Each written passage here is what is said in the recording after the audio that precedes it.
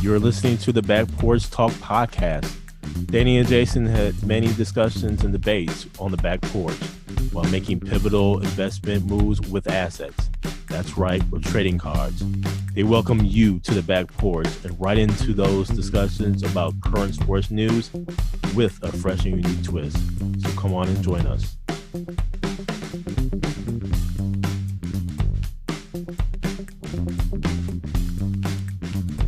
Welcome to the Back Porch Talk podcast. I'm your co-host, Jason. This is your co-host, Danny. And listen, fans, we have a packed show for you today. Going to give you our Week 12 NFL reaction, a little bit of the NBA, a reaction to a couple of news pieces here, and our reaction to the Mike Tyson, Roy Jones fight. We're going to talk a little golf. We're going to talk a little college football. And we have an interesting trade scenario for you.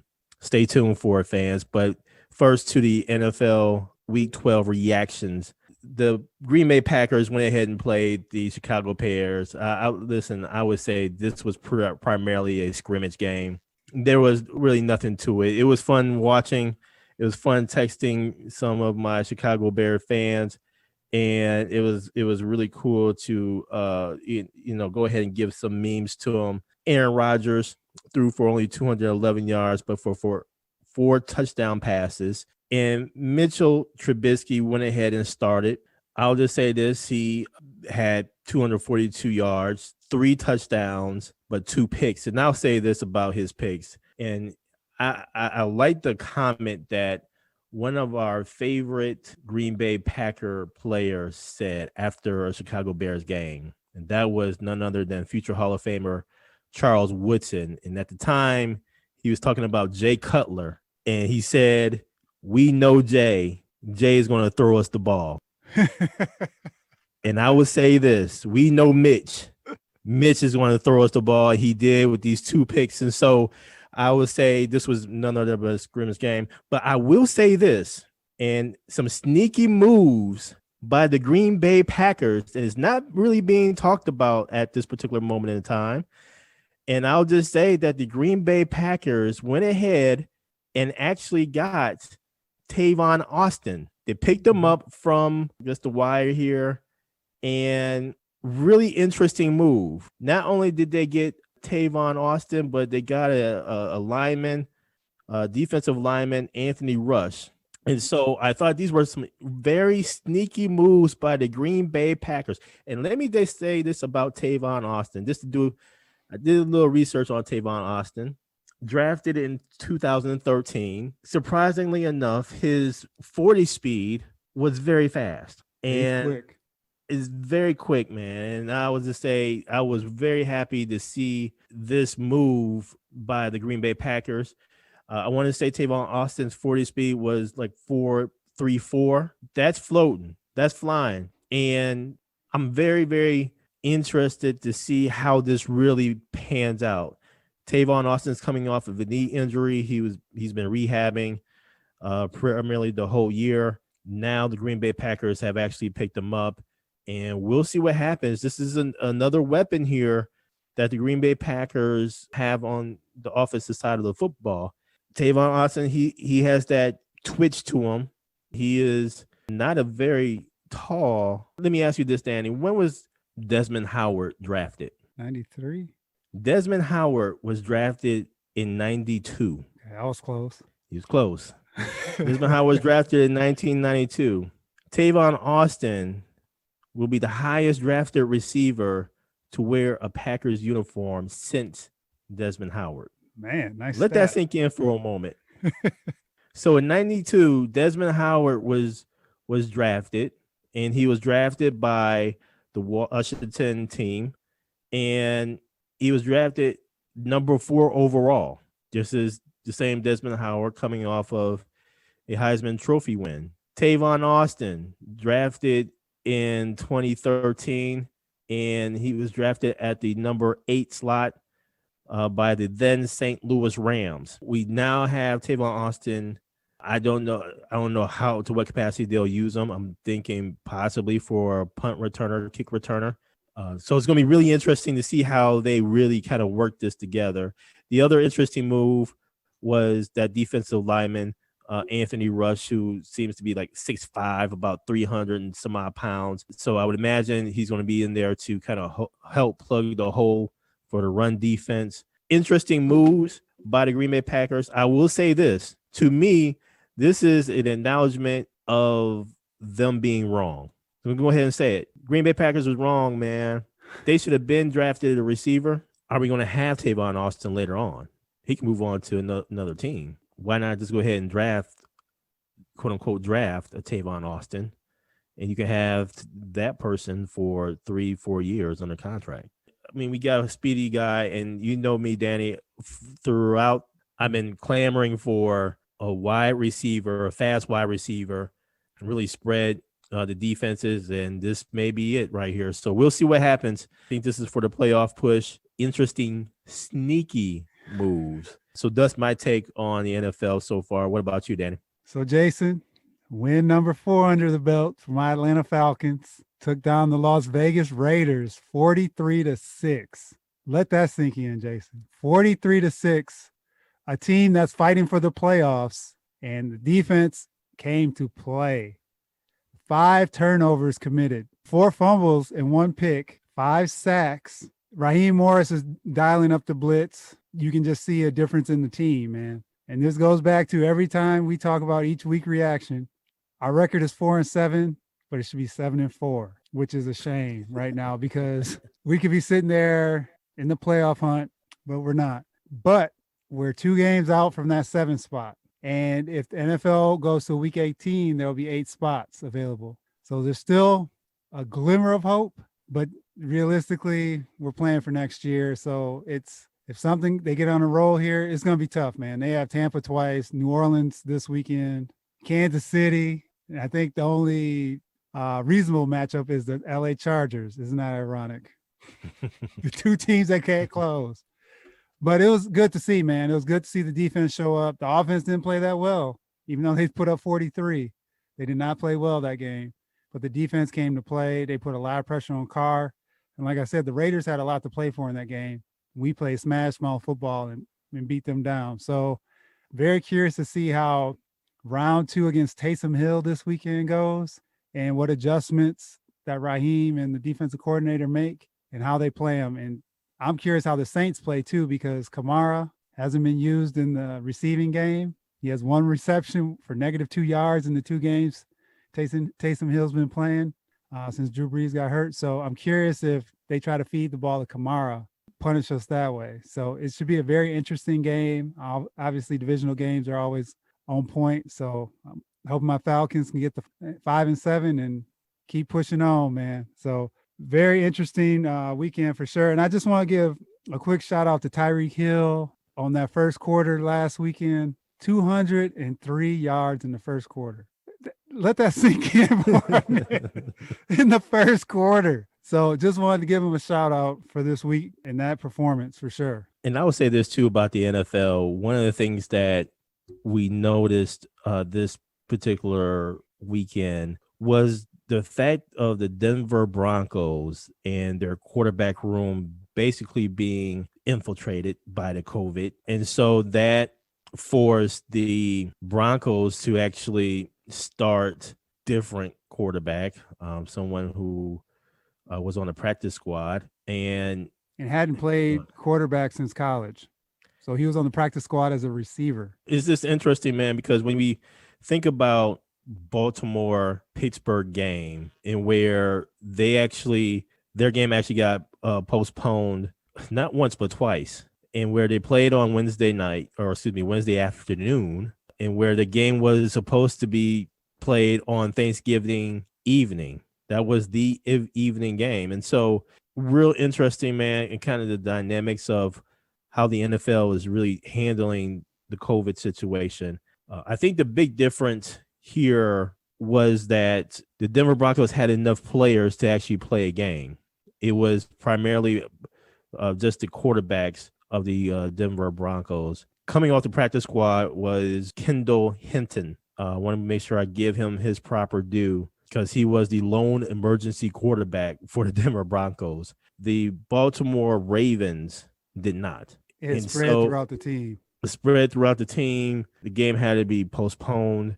Just real interesting, man, because, some of these players really look at primetime games as, in a sense, their own money games. It's the lights are shining the brightest. Yep. And even more importantly, man, it was Thanksgiving. That was the game because you had, of course, your Washington football team against Dallas. It just wasn't interesting at all. Not unless you were a fan of either one of those teams. It's just to be able to actually play Thanksgiving evening, that really speaks volumes. And you want to go ahead and shine. The Pittsburgh Steelers were undefeated. It's a divisional rival. So it would have been awesome to kind of see at least some form of football. An interesting take here in terms of how the NFL is really handling the COVID situation. And this goes also to Jason, as they're getting closer to the playoffs, do they go to a bubble scenario for the teams to protect the teams so they don't have these type of outbreaks during the playoffs? I'm very curious. This week, Roger Goodell mentioned they're not necessarily looking at that at this time. So they're continuing. He feels comfortable with the protocols they have in place. But it's something that has to be in the back of everyone's mind from a football standpoint. If one of these outbreaks happens again, where it spreads throughout multiple positions on a team and cripples a team, how do they pivot? How do they adapt? So I'm very curious if they'll change their mind if a key team gets infiltrated by the virus and how they play it. More to come, I guess, as we go. It's more day to day with all this. We'll see how they position themselves for the playoffs because that's where they want to be successful. And now on to the NBA. Some big news on today. One piece of news was that LeBron James re-signed with the Los Angeles Lakers, signed an extension along with Anthony Davis. He signed for a max deal, or it's in the works here. I believe Anthony Davis, we're looking at 5 years for $190. LeBron signed an extension 2 years for about $85 million. The other piece of news for today was that of the NBA trade, and that is between the Washington Wizards and Houston Rockets, and where Washington sends John Wall and a first-round pick to the Houston Rockets for Russell Westbrook. And my immediate thought was, okay, this is going to open the door for James Harden to be moved, possibly. Maybe right now Houston is in the mindset of, let's just go ahead and move Harden, get the most assets we can, and then kind of go from there. Don't know if that's going to immediately happen. It may happen in the middle of the season. We'll see. But I would just say watch out for the net to look at getting Harden, or maybe even the 76ers. The other thought that came to mind, though, Danny, was we got to start looking at Washington a little bit more. I think Washington can actually make the playoffs here, and they could potentially be even the Bucks' first round matchup. But nonetheless, we really have to start watching the Washington Wizards because they have a nice backcourt with Bradley Beal and now with Russell Westbrook. Very interesting move, but the Washington Wizards has stuck to their plan of keeping Bradley Beal, not trading him, getting some more pieces on the team so that way they can still make some form of a run. So I don't know, Dane, what are your thoughts about that? When I first saw the trade come through, I was wondering what was Houston doing. Seen John Wall play in 2 years. And I know you get the pick. I think it's 2023, I believe, is the year for the first round pick. With Westbrook, they just wanted to move him, but at what cost, right? So I was thinking about it in two things. One, from the Wizards' perspective, you get Westbrook. Now you don't have a ball dominant guard like John Wall, where Westbrook is looking to pass, and he can set up Bradley Beal to even be a more prolific scorer. And then you have Bertrand's, who they re-signed, who's a deadly shooter. So it kind of opens the court up for the Wizards in a way. So I think it's a great move for the Wizards, considering the contracts involved. Like I said, it's not a lot of cap relief, obviously, and then you move on from John Wall. It's just been He's been unhappy from afar. It looks from afar. Then he's been injured. So you get away from that and you get a high energy guy in Westbrook who knows how to win, and they can bring that mentality to that team. From the Houston perspective, I'm very curious if Harden does stay, how it works between him and John Wall, because they're very similar players. If you think about it, they both need the ball in their hands, and we haven't seen John Wall. So I'm very curious how this is all going to play out. And like I said, they're straddled with that contract. Very interesting trade, very intriguing trade for sure from a basketball fan standpoint, and very curious how, like you mentioned, the Wizards and where they fall in the East, because with that play-in tournament from the 7 through 10, where do they fall? That's where I'm thinking that range they'll be in. Yeah, I agree. And yeah, it's going to be interesting because, again, the season is only going to be 72 games. Yep. So it's going to be very competitive. Just an interesting thought here. As I was looking at the rosters and all, let me ask you this, Danny. Yep. So there's been obviously discussions about the combination of Bradley Beal and John Wall, how they may or may not have gotten along, etc.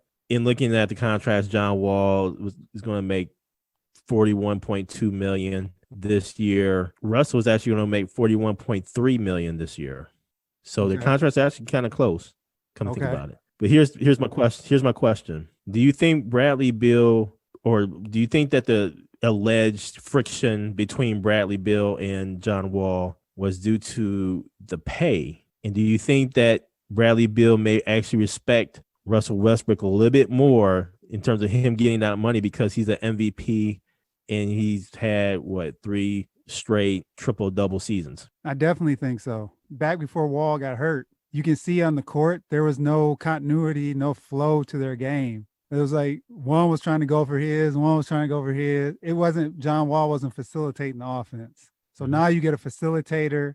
And like I said, too, the other thing that's very key here is, knock on wood, Westbrook doesn't miss games. He comes in, he plays hard. And I think that's something that franchise needs, is someone who walked through those doors and command respect, but is a great teammate. He's not coming out outwardly going at guys. He's, from what has been reported, you can see on the court, he's going all out. And John Wall is not that type of player. Not to say he's lazy or anything. I'm just saying he's not that type of player. Westbrook is unique that way.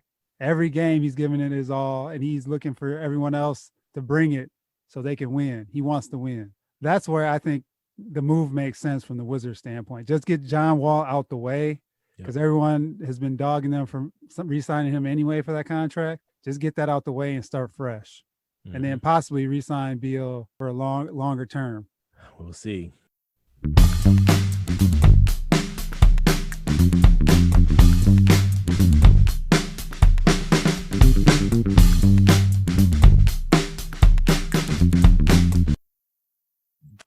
And now the Mike Tyson Roy Jones fight.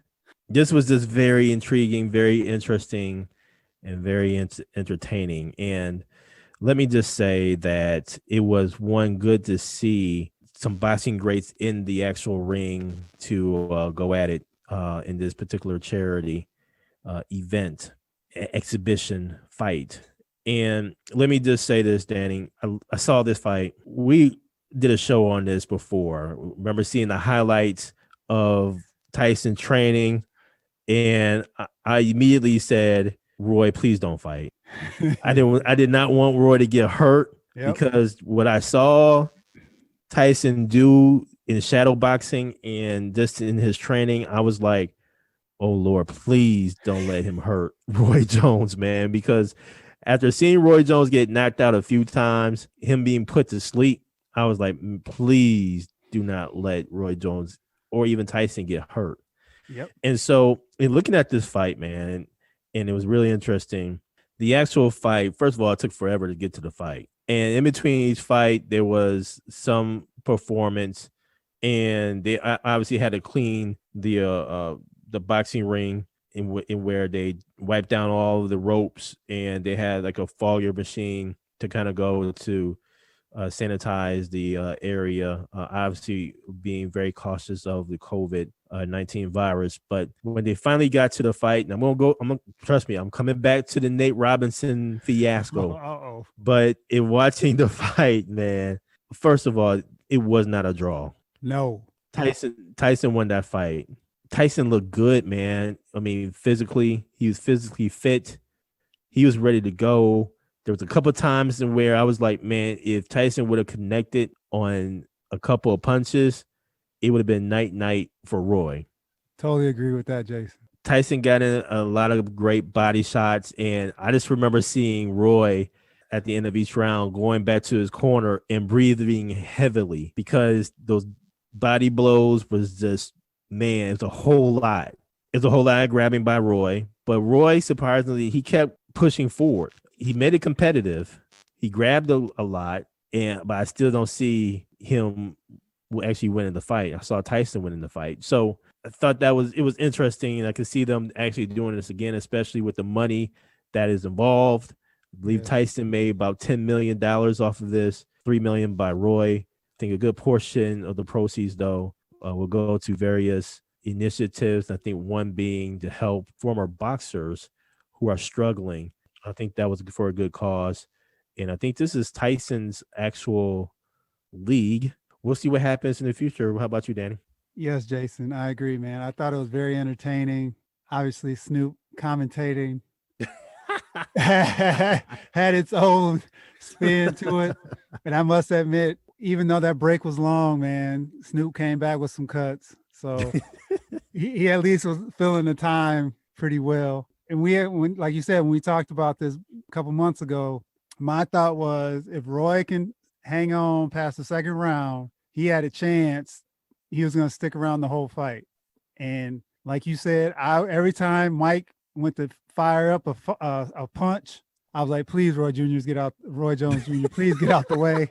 Because if you get hit by that, it is over. But he was good about it. And you could still see Roy had a little movement left where he could avoid some of those punches. He took a lot of body blows. But yeah, man, I thought Tyson won for sure. And one of the funniest quotes I saw was from Roy Jones Jr. And he said, I wear draws. I don't do draws. And that had me rolling too. But it'll be curious to see now how Mike, like with Vander, they're rumoring that Vander Holyfield may participate and who else they can get involved because Mike Tyson is a draw.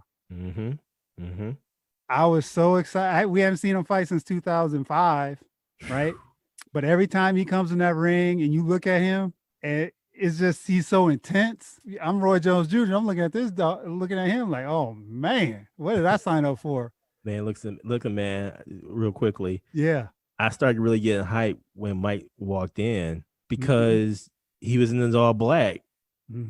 I was wondering, I was hoping, I was like, man, he's got to be in his all black, man. He's got to be. And when he walked out, I was like, man, here we go. Yeah, man. And like you said, Tyson was in really good shape and Roy was actually in decent shape too. So it was good to see that where it wasn't sloppy and Triller put on a great performance overall, besides the length of time between the fight, which like you said, they had to sanitize, but dang, people had to go to bed. All in all, I think it ended up being really a great event from a Tyson Roy Jones perspective.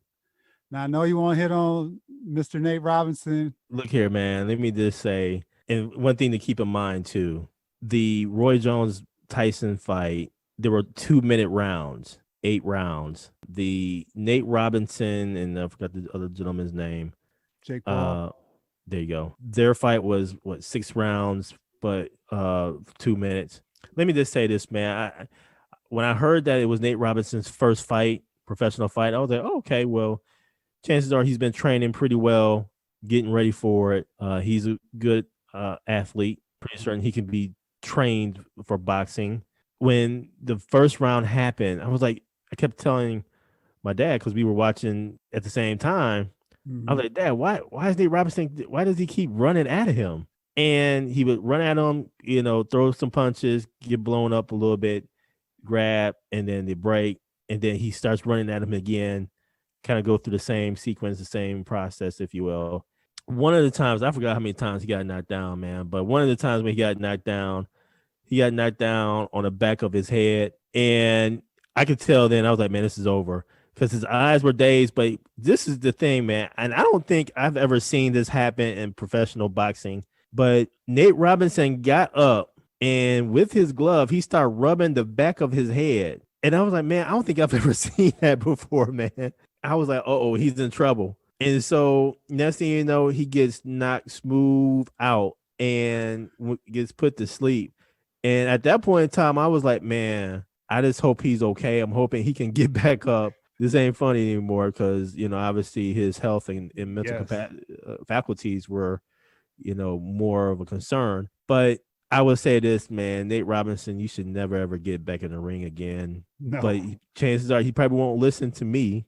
He probably doesn't want to go out like that. He probably wants to at least fight one more time to have a better performance, a better outing. And hopefully that will wipe away what we saw, this train wreck of a first match. Another interesting event that happened during Thanksgiving holiday was that of the Capital One's The Match Champions for Change series, which included the golf pairing of Phil Mickelson and Charles Barkley against Peyton Manning and Steph Curry. And they were raised money for HBCUs. In fact, it raised approximately 5.4, close to $5.5 million for HBCUs. And one of the fascinating things about this, man, it was actually really cool to hear Phil really coach Charles Barkley into basically all his shots.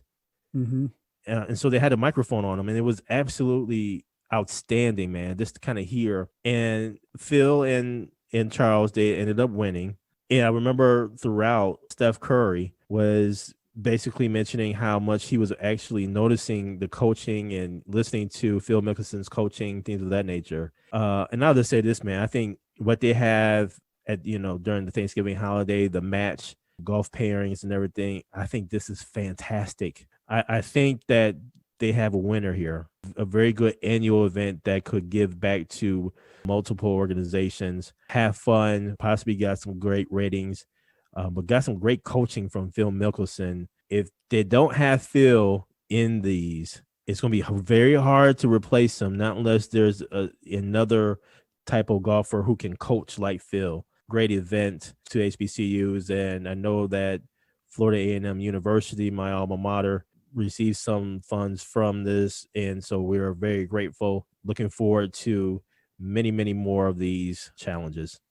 One thing to that, Jason, it also is promoting golf in sports journalism programs as well at the HBCUs. So it's just encouraging students at HBCUs to know that this is going to be available, and they're trying to build the program. Kudos to the match and Champions for Change. And like you said, this is a great event and what their movement is about. So kudos to them. The other interesting thing that we witnessed during this Thanksgiving holiday weekend, and I'll always look forward to this, man, just every Saturday after Thanksgiving is rivalry week. I have to say, man, this weekend absolutely sucked. There were way too many cancellations. The matchups just wasn't altogether there.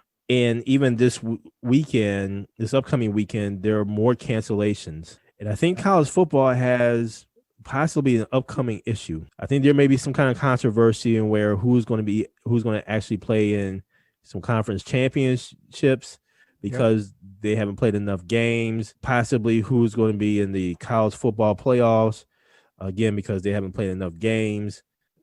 This is just a full-blown mess, man. And I'm really hoping that obviously the student athletes don't get sick or don't get caught up with COVID-19.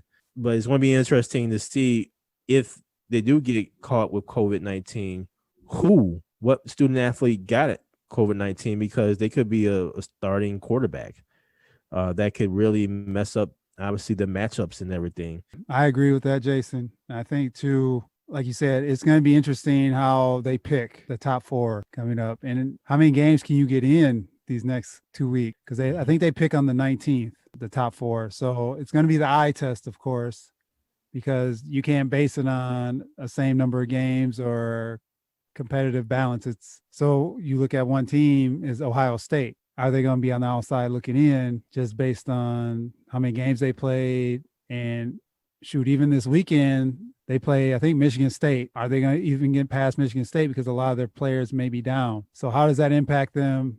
And they haven't had a great showing either to date. So they haven't been dominating like some of the other teams.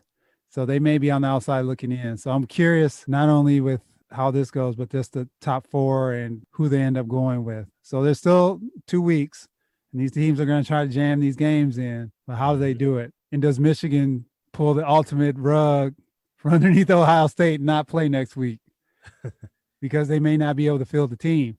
That's true. So then that also impacts Ohio State as well. Mm-hmm. Agreed there.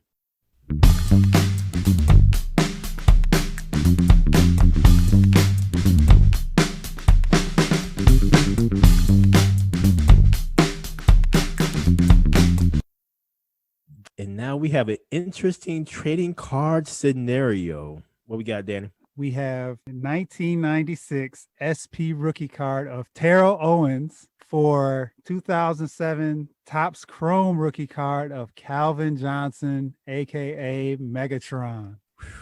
So quick bios for T.O., played 15 years.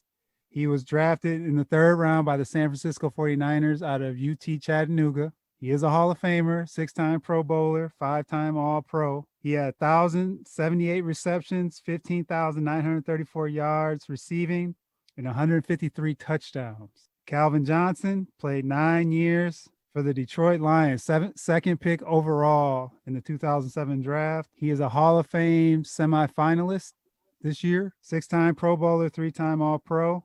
731 receptions, 11,619 yards, 83 touchdowns. In one season, he had 122 receptions, 1,964 yards. So, Jason, we on the back porch. We have these 2 cards. Who do you want in your portfolio? This is a tough one, man. We talking about the same T.O. that no matter where he went, there was some form of controversy lingering in the locker room. This is the same Terrell Owens, T.O., that when he played for the San Francisco 49ers and he played against the Dallas Cowboys, he went into the middle of the field, tried to go to the star and pose. This is the same Terrell Owens who always said, "Get your popcorn ready." This is the same Terrell Owens when he scored a touchdown, he brought out the Sharpie and signed the football. This is the same Terrell Owens when he scored a touchdown. He gathered the pom-poms, the trillion pom-poms, and started shaking and started celebrating. But this is the same Terrell Owens who had one Super Bowl appearance. And in that Super Bowl appearance, he just came off of a broken leg. And he just went completely off in that Super Bowl. In fact, if it wasn't for Terrell Owens, that game would not have been even close. This is the same Terrell Owens who, as of right now, is ranked number 3, the number 3 wide receiver of all time in receiving yards, only behind Jerry Rice, the GOAT, and Larry Fitzgerald. That says a lot, man. And so I thought about that, and I thought about Calvin Johnson. Man, what better nickname, man? Megatron. That is the soul. That alone gets you points. You gotta look at what they did in college. And so I don't remember a whole lot of Terrell Owens in college. I'm gonna be frank with you. I do remember a little bit about Calvin Johnson when he played for Georgia Tech. And he went to an organization, that of the Detroit Lions, and where obviously we saw him quite often, being a Packers fan. And he was always lethal, man.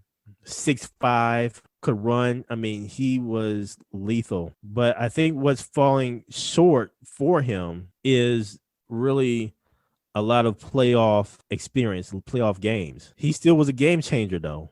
That's the amazing thing. I mean, anytime a receiver like Calvin Johnson, a.k.a. Megatron, can get you close to 2,000 receiving yards in a season, like he did in 2012, come on, man. That's lethal, man. And this one was very tough. I do see Megatron getting into the Hall of Fame. I don't know if this is going to be this year, though. Terrell Owens should have gotten in the Hall of Fame in the first shot, but with all the issues or the baggage that, really Terrell Owens, drug from team to team or organization to organization, that obviously kind of hindered him from being a first ballot Hall of Famer. Terrell Owens had a long career. The most yards he had in one season was 1,451 yards, 1,451 yards. I'm going to have to go Terrell Owens, man. Because of the career longevity, I could tell a story about Terrell Owens with that card. The celebrations that I mentioned, let's think about this for a moment. Back then, the celebrations were shunned upon. The No Fun League would fine all that, right? And now look at the NFL today, and where they actually encourage celebrations. Mm-hmm. Anytime there's a sack or a defense intercepts the ball, what happens? The whole defensive squad goes in front of the camera, imposes. Maybe Terrell Owens was just ahead of his time. I know I have fun looking at that. But maybe he was ahead of his time. So I'm going to have to take Terrell Owens, man. But this was a tough one. I won't even lie to you because I love the name Megatron. I think with Calvin Johnson, it probably wasn't enough seasons. He did retire pretty abruptly, which I think says a lot about the Detroit Lions organization, because you had another great Barry Sanders retire abruptly. And I think that speaks volumes to the Detroit Lions organization. So it would be interesting to see how he would have held up for another couple of years. But I think the longevity of a wide receiver speaks volumes too. And you have to give him a nudge there. So I'm going with Terrell Owens. Compelling argument there, Jason. I agree. This one is tough. I'm looking at Terrell Owens and I'm thinking, all right, he's known for off the field. He's known for on the field because he was a great player. Terrell Owens could play. He got the opportunity to play alongside of Jerry Rice, the tail end of his career in San Francisco. Mm-hmm. And when Terrell Owens came there at the beginning of his career, so he got the opportunity to be mentored by the GOAT. And then I look at Calvin Johnson, low key, didn't hear anything from Calvin. He just went out and played. And like you said, and I was going to bring up too about Barry Sanders, very quiet, just took care of his business, was admired in the Detroit area just due to him being the star. He didn't have much talent around him for the most part, if you look at his career. All that being said, the card, I'm looking at the card now. So we've talked about the player, but the card. I think I'm going to take Calvin Johnson's card in this scenario. The only thing that I'm hesitant about, though, as I say that, is he's not in the Hall of Fame. Terrell Owens is in the Hall of Fame. Let me ask you this. Calvin Johnson never played in the Super Bowl, correct? Calvin Johnson, I don't think he made it to the second round of the playoffs. There you go. But is that his fault? I blame it on Detroit, the organization's fault, where they didn't have enough talent around him where they couldn't advance. Okay, I think it's the Detroit stigma that got Calvin. But the card itself, I want that card. All right, fans. Who you got? Thank you for joining us at Back Porch Talk Podcast. You can also join us on Twitter by tweeting us at @back_podcast. For more information, you can go to our website, which is backporchtalkpodcast.com. You can also email us at backporchtalkpodcast@gmail.com. Again, thank you for joining us, and remember that there's enough hate in the world, so go ahead and spread a little love.